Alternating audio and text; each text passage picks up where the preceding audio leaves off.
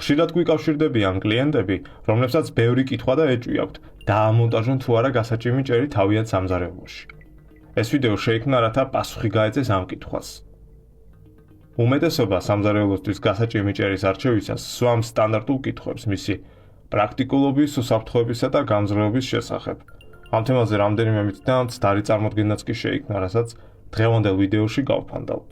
ჩვენ ასევე გეტყვით ტექნიკურ დეტალებს, რომლებიც შეეხება ვენტილაციას, გამწოვის გვერდის სწავლას, მზარდი ორთქლის წარმოქმნის საშიშროებასა და რაც მთავარია ვუპასუხებთ კითხვას, რა დავაყენოთ უპირველეს ყოვლისა, სამზარეულო კომპლექტი თუ გასაჭიმი ჭერი. ასევე მოგცემთ რამდენიმე რჩევას თუ როგორი ჭერი უნდა გაგეცდეს სამზარეულოში. ყველაზე გავრცელებული მითი არის ღუმელის ზემოთ ტემპერატურის ცვლილების შედეგად ჭერის დეფორმაციისა და დახრის შესახებ. ეს დიდი მცდარი წარმოდგენაა, რადგან ტილო ძალიან მკვრივია და მონტაჟის დროს იგი ცხელდება ღია ცეცხლით ყოველგვარი დაცვის გარეშე. რეალურ ცხოვრებაში კი საკვების მომზადებისას აირი ძირითადად თბება ღუმელის ირგვლივ და შეუძლებელია გაზზე ან ელექტროღუმელზე იგივე მაღალი ტემპერატურის შექმნა, რომლის დროსაც გაჭიმული ჭერი შეიძლება დაზიანდეს.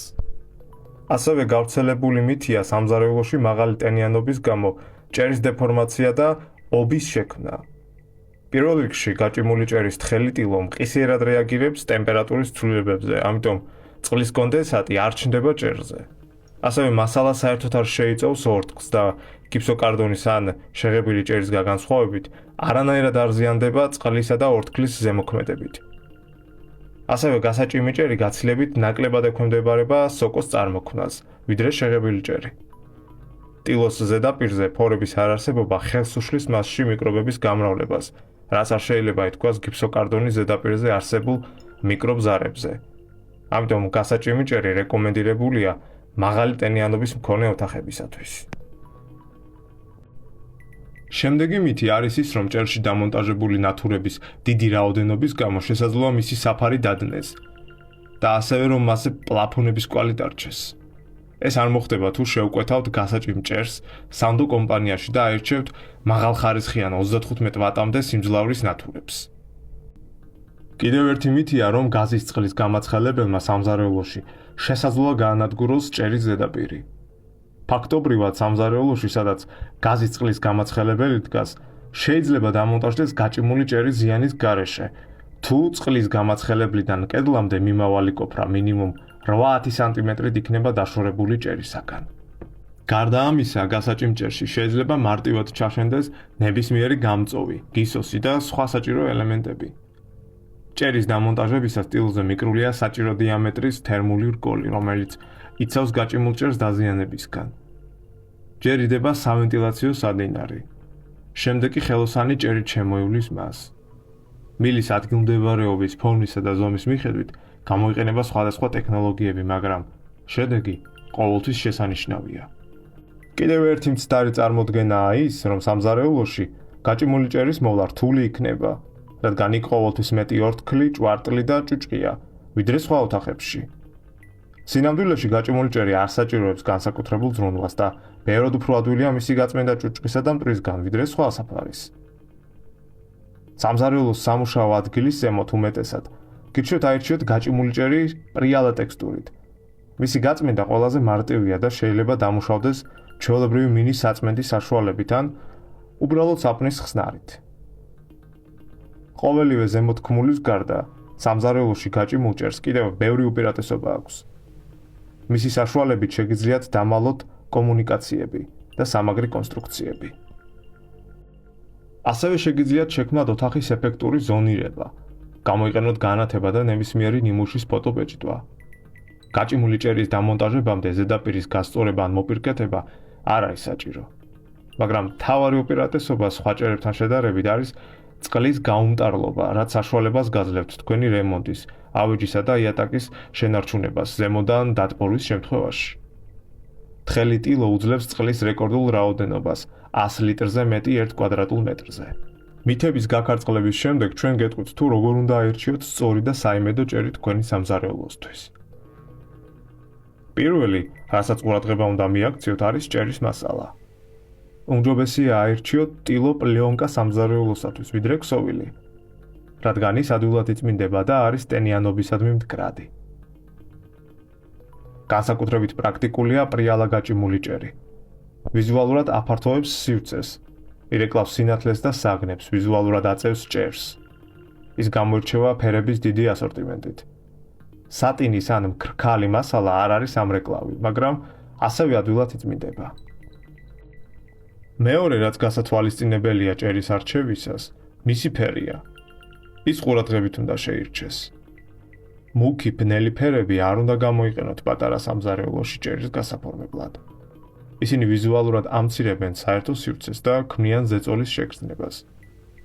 ზედა საფარის ფერის ტონალობა ჰარმონიულად უნდა იყოს შერწყმული ოთახის მთავარ ფერთან, ავეჯთან, კედლებთან და ტექნიკასთან. არ გამოიყენოთ სამ ფერზე მეტი თქვენი სამზარეულოს დიზაინში. ეს ასევე ეხება მრავალდონიან ჭერს.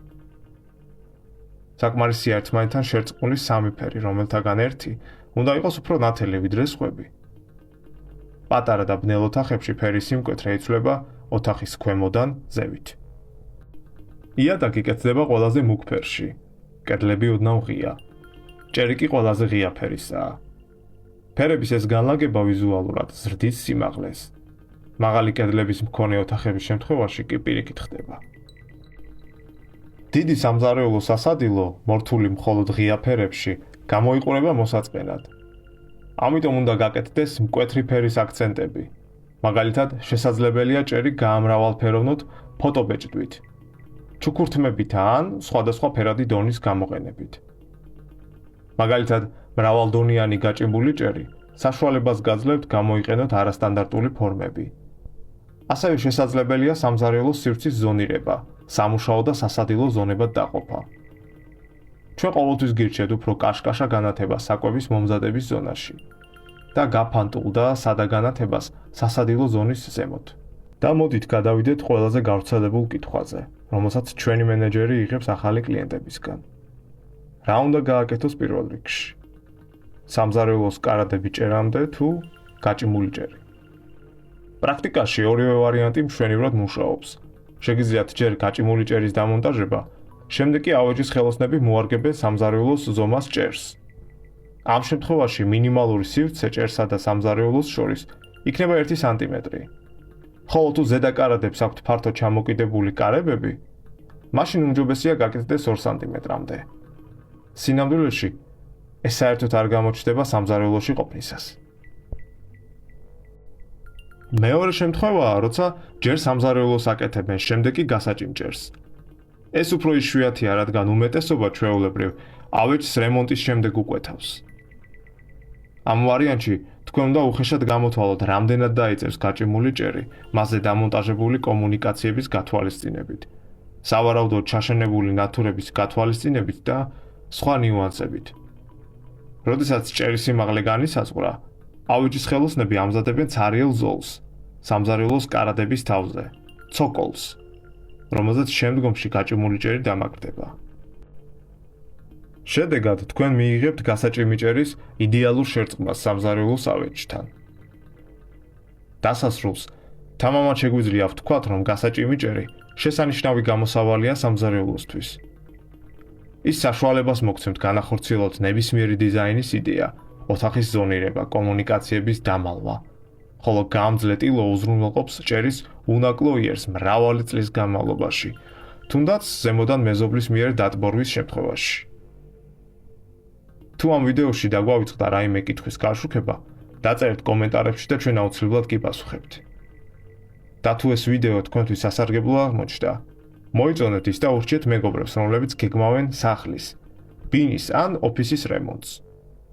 შეგახსენებთ, რომ კონსულტაციისთვის ან გაჭიმული ჭერის განათებით ნებისმიერი სირთულის შეკვეთისთვის ყოველთვის შეგიძლიათ დაუკავშირდეთ ჩვენს მენეჯერს WhatsApp-ზე ამ ვიდეოს აღწერილობაში ბმულის გამოყენებით. მადლობა ყურადღებისთვის. გისურვებთ თქვენ და თქვენს ახლობლებს ჯანმრთელობას და რა თქმა უნდა, ლამაზ ჭერებს თქვენ სახლებში.